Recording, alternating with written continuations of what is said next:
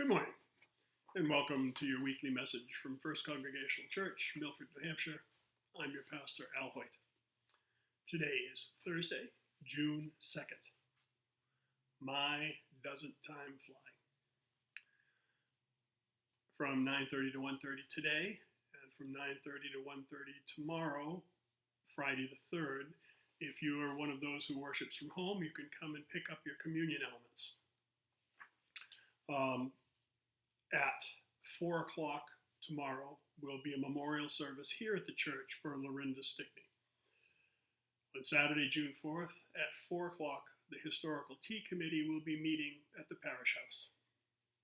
On Sunday, June 5th, it's Pentecost Sundays. Wear your best red. Our Strength in the Church offering will be received on Sunday, and at 9 o'clock will be adult Bible study in the Parish House. It's also David and Permy Sears' last Sunday as our ministers of music. They have decided to retire, and their retirement will begin on Sunday, so I hope you'll come and wish them well. Immediately following worship, we'll be having an ice cream social at the Parish House. On Wednesday, June 8th, at 7 o'clock, the church is reserved for, the Parish House is reserved for Chris Jedson to make some recordings. On Thursday, June 9th, from 9:30 to noon, the Garden Friends will meet. On Saturday, June 11th, from 10 a.m. to 12 p.m., the Milford High School graduation. And at 3 to 7 p.m., the Parish House is reserved for a graduation party. On Sunday, June 12th, it's Trinity Sunday, and it will also be Cindy DeAndrea's last day as our ministry intern. I hope you'll all come and wish Cindy the best. I know that we're all looking forward to what happens and how she goes on with her ministry. She's been an incredible asset to this church. I've learned an awful lot from her. I hope you have as well.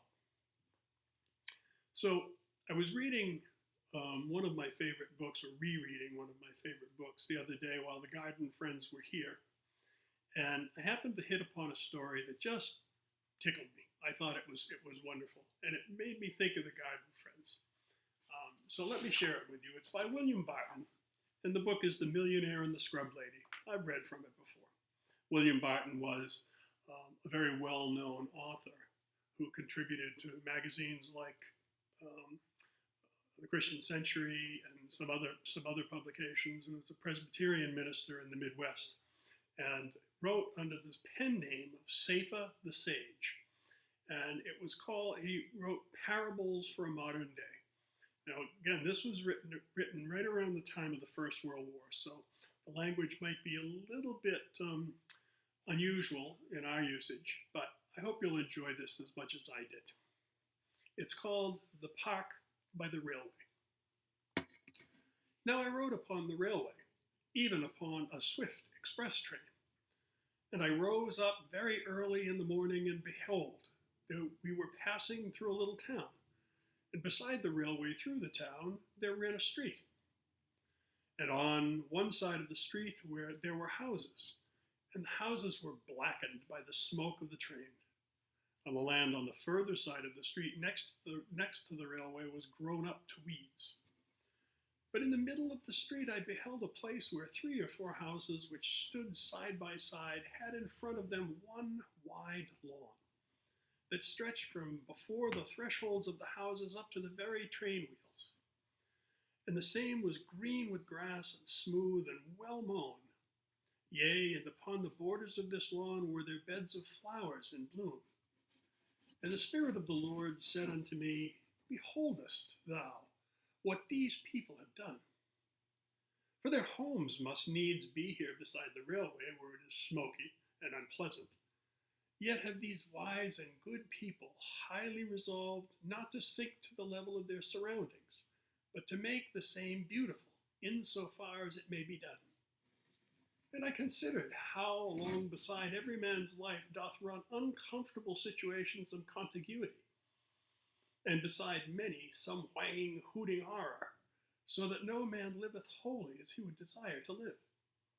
And I prayed that God would put it into the hearts of men everywhere to grade and level and seed the same, and therein plant some flowers. That just reminded me of the Garden Friends and the wonderful job they do here.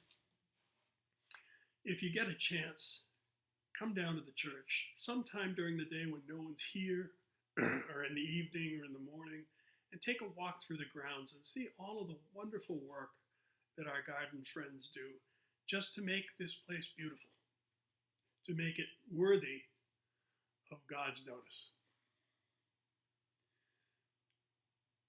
Please join me in the Lord's Prayer. Our Father, who art in heaven, hallowed be thy name. Thy kingdom come, thy will be done on earth as it is in heaven. Give us this day our daily bread, and forgive us our trespasses, as we forgive those who trespass against us. And lead us not into temptation, but deliver us from evil. For thine is the kingdom, and the power, and the glory forever. Amen. So I'll remind you again, the time is running out now. If you have a senior in your household graduating from either going from middle school to high school, graduating from high school, or graduating from college, make sure I get a picture, and make sure you include in the picture what their plans are going forward. It's fairly easy, like my granddaughter who's graduating from 8th grade and going into high school. Pretty easy to know what she's going to be doing. But especially if you're graduating from high school and what your plans are for the future. I have some, but there are a few kids that I haven't heard from yet, and I'm looking forward to getting all of them so that I can put out the videos that I traditionally put out every year at graduation time. So I look forward to hearing and seeing all of those. Until we meet again, take good care of each other. Take good care of yourself. And God bless you.